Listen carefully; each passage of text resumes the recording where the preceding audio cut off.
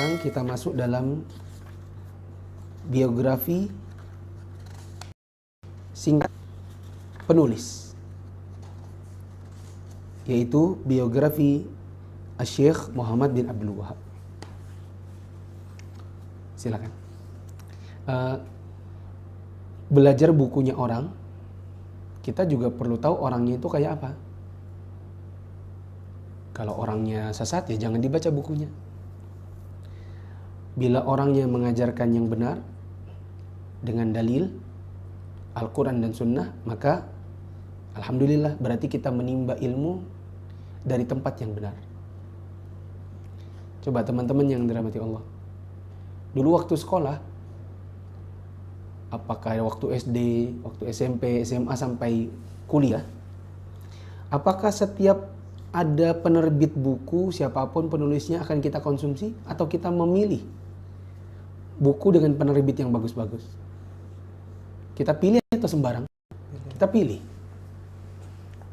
Saya bukan brand ambassador nih ya, tapi nggak apa-apa, kita mencontohkan aja. Dulu kalau di Balikpapan, pokoknya kalau sekolahnya bagus-bagus, biasanya mau pakai kitabnya, bukunya,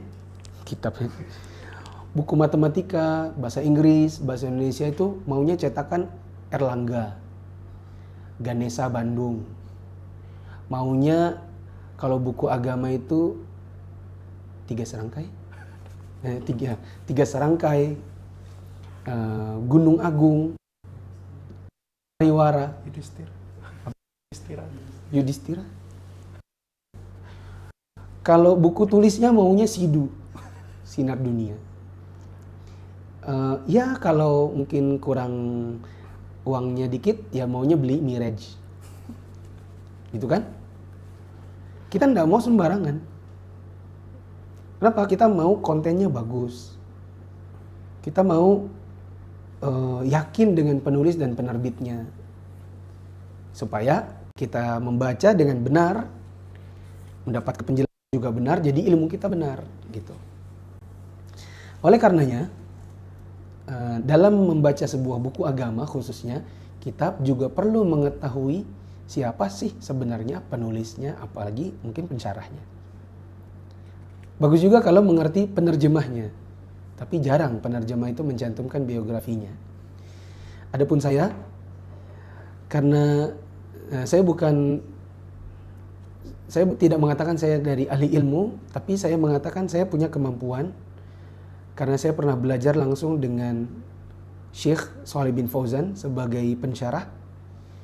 Begitu juga kami dalam menerjemahkan itu sangat detail dalam memperhatikan EYD, memperhatikan tanda baca, begitu juga memperhatikan tata cara penulisan gramatikal yang benar.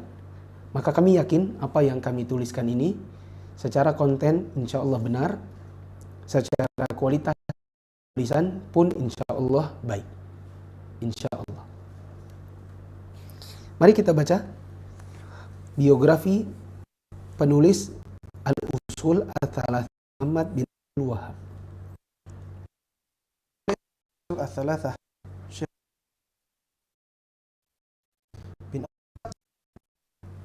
Al-Imam Syekh Muhammad bin Abdul Wahab bin Sulaiman bin Ali bin Muhammad bin Ahmad bin Rashid bin Barid bin Muhammad bin dari keturunan Bani Tamim.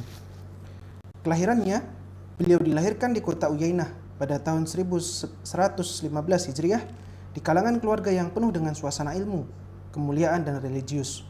Ayah beliau adalah seorang tokoh ulama besar dan kakek beliau adalah seorang alim di Najd pada zamannya.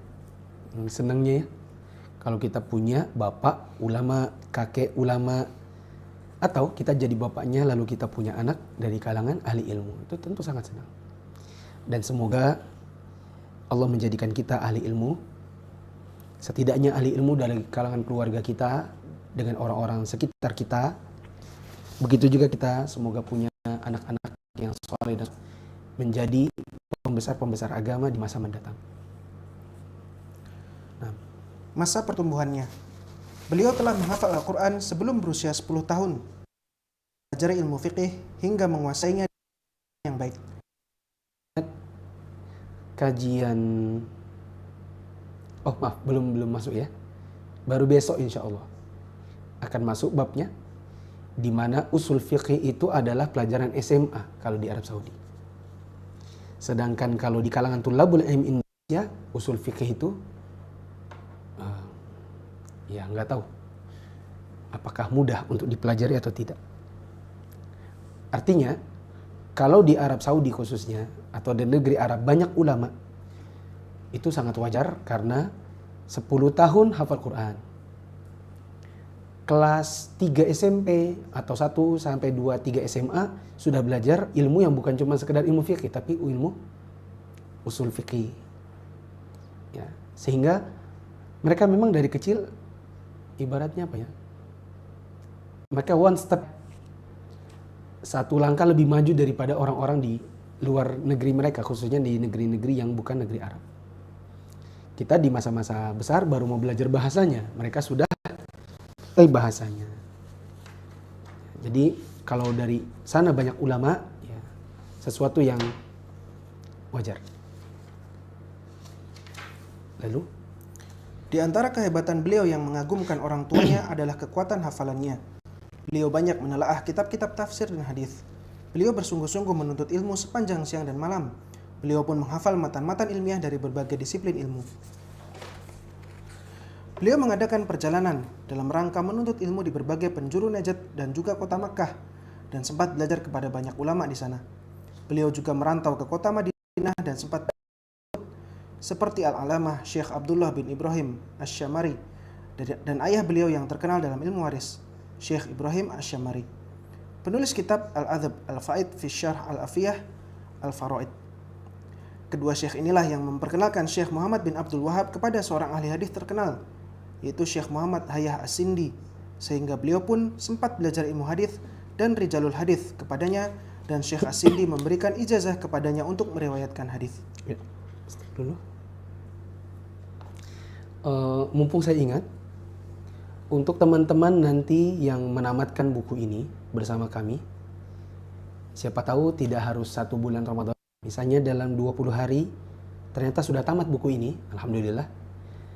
Nanti kami berikan ijazah atau kami berikan sertifikat yang menunjukkan bahwa teman-teman pernah menamatkan buku ini, sehingga bukan cuma sekedar pernah baca, tetapi pernah ikut mendengarkan syarahnya, dan teman-teman mungkin akan lebih yakin manakala ingin membacakan buku ini kepada orang lain, seperti membacakan kepada anak dan istri di rumah, atau ingin mengajarkan kepada teman-teman yang mungkin teman-temannya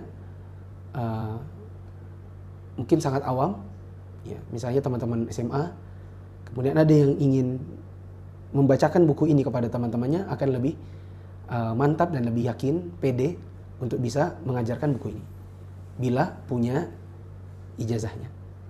Tapi dengan syarat mendengarkan buku ini dan menyimaknya 100%. Artinya tidak ada satu sesi yang terlewatkan sampai kita menamatkan buku ini. Begitu juga apabila ada teman-teman yang sudah mengikutinya di kajian saya di Balikpapan dan sudah mengikutinya dan sudah yakin bahwa ini sudah pernah tamat 100%, Anda bisa menghubungi admin kami yang nanti insya Allah admin akan membuatkan ijazahnya. Nah, Allah. Terus? Allah telah menganugerahkan pemahaman yang cemerlang dan kecerdasan yang luar biasa kepada Syekh Muhammad bin Abdul Wahab rahimahullah. Beliau banyak menelaah ilmu, menulis banyak buhuth atau tulisan mengenai berbagai masalah dan buku. Beliau senantiasa menulis faedah-faedah ilmu yang terlintas di benaknya saat sedang membaca dan menulis buhuth, tanpa pernah bosan dalam melakukannya. Beliau banyak menyadur faedah ilmu dari buku-buku Ibnu Taimiyah dan Ibnul Qayyim. Semoga Allah merahmati keduanya. Sampai sekarang banyak naskah tulisan berharga yang beliau tulis dengan tinta penanya tersimpan di berbagai museum. Setelah ayah beliau wafat, Syekh Muhammad bin Abdul Wahab pun bangkit mendakwahkan dakwah salafiyah yang menyerukan tauhid dan menghancurkan kemungkaran secara terang-terangan. Beliau memerangi ahli bid'ah dan orang-orang musyrik.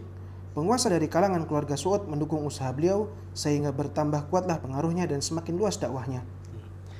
Nanti kepada admin minta tolong, siapa tahu besok-besok kita bisa tampilkan gambar buku ini di layar sambil naik. Ya. Tapi seperti yang saya sebutkan tadi subuh, mohon maaf kami bisa menyebarkan PDF-nya karena ini ada hak dari distributor tunggalnya yang mengambil hak dalam peredaran buku ini. Ya. Tapi insya Allah dalam kajian besok malam, semoga Allah izinkan kita bisa menampilkan bukunya di layar. Nah, agar dia bisa disimak oleh teman-teman yang belum punya buku ini. Lanjut. Karya tulisnya. Syekh Muhammad bin Abdul Wahab rahimahullah memiliki berbagai karya tulis yang bermanfaat. Orang bilang gajah mati meninggalkan gading. Harimau mati meninggalkan apa? Belang. Belang. Nah, manusia mati meninggalkan nama. Tapi ulama mati meninggalkan, ulama wafat meninggalkan buku. Ya. Maka seorang dai, ya, salah satu yang harus dia capai dalam bisa dibilang karirnya berdakwah adalah dia harus punya karya tulis, ya, baik singkat maupun tebal. Ya. Dan kita salut kepada ustadz-ustadz yang ya, Masya Allah punya karya-karya tulis yang sangat banyak. Begitu juga para ulama. Ya. Karya tulis mereka itu banyak yang monumental seperti buku yang kita baca ini. Ini sudah ditinggalkan oleh penulisnya ratusan tahun, 300-an tahun. Tapi sampai hari ini kita masih bisa membaca bukunya. Nah, apa saja karya tulis Syekh Muhammad bin Abdul Wahab? 1. Kitab Tauhid. 2. Kasfu Syubhat. Oh, nggak ada di situ ya? Nggak ada, Ustaz. Baik, saya bacakan karena agak berbeda. Ini termasuk yang saya revisi. Karya tulis Syekh Muhammad bin Abdul Wahab diantaranya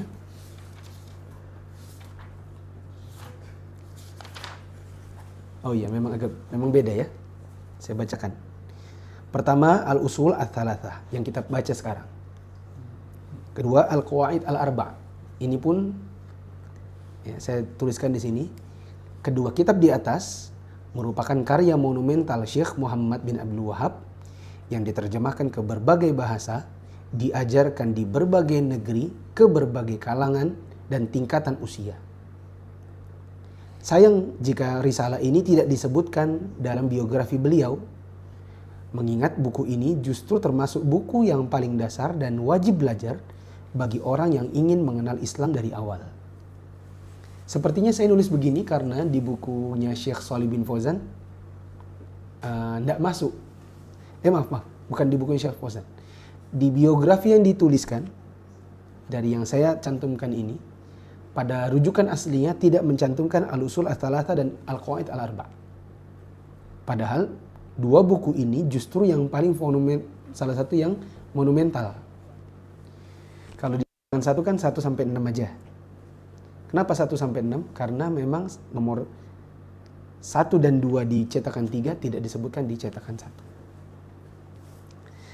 Penulis telah menyusun buku penjelasan 3 landasan utama, yaitu Syarah Al-Usul Ats-Tsalatsah, yang sekarang ada. Buku ini kami terjemahkan dari kitab Syarah Al-Usul ya Syekh Hafizahullah. Penyusun juga merilis penjelasan 4 kaidah atau Syarah Al-Qawaid Al-Arba' yang diterjemahkan dari kitab Syarah Mutun Al-Aqidah karya Syekh Sa'ad bin Nasr Asy-Syatri Hafizahullah. Kedua buku tersebut diterbitkan oleh penerbit kami, yaitu penerbit Mufid. Ketiga, Kitab Tauhid. Ini kitab yang agung dengan faedah yang besar. Keempat, Kasyfus Syubhat. Kalau di kitab asli nomor cetakan 1 salah ya. Yang benar Kasyfus Syubhat.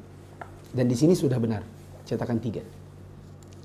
Kelima, Al-Kabair. Yang keenam, Mukhtasar Al-Insaf fi wa Syarh Al-Kabir. Yang ketujuh, Mukhtasar Zadil Ma'ad. Dan yang kedelapan, buku fatwa dan risalah beliau yang dikumpulkan jadi satu di Majmu'at Mu'allaf Al-Imam Muhammad Ibn Abdul Wahab di bawah pengawasan Universitas Islam Imam Muhammad bin Saud.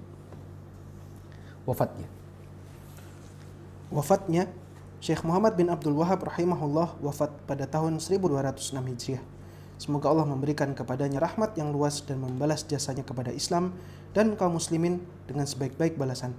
Sesungguhnya Allah Maha mendengar dan Maha mengabulkan doa. Segala puji hanya bagi Allah, Rabb semesta alam. Semoga salawat dan salam dilimpahkan kepada Nabi kita Muhammad beserta keluarga dan para sahabat beliau.